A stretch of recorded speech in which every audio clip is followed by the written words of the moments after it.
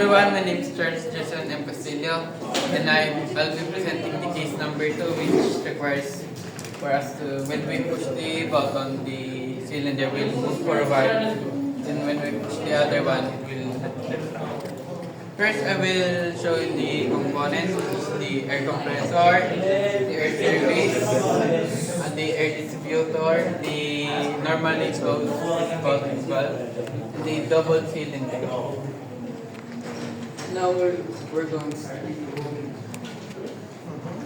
To ensure it is completely connected, you can tag a little to sure it's in the way connected. Then we're going to connect it to the air service. We're going to use a 6mm hose.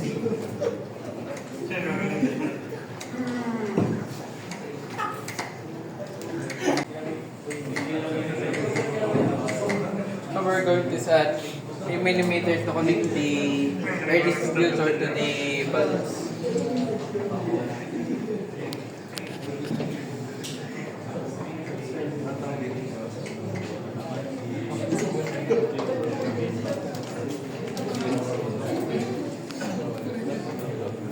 Then we're going to connect this to the double cylinder, and we're going to repeat the step on the other.